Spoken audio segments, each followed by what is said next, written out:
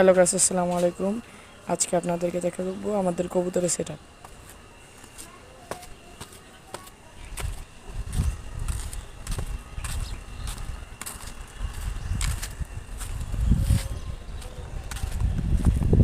এই দেখেন আমাদের কবুতরের খোপটা, যে খোপ আছে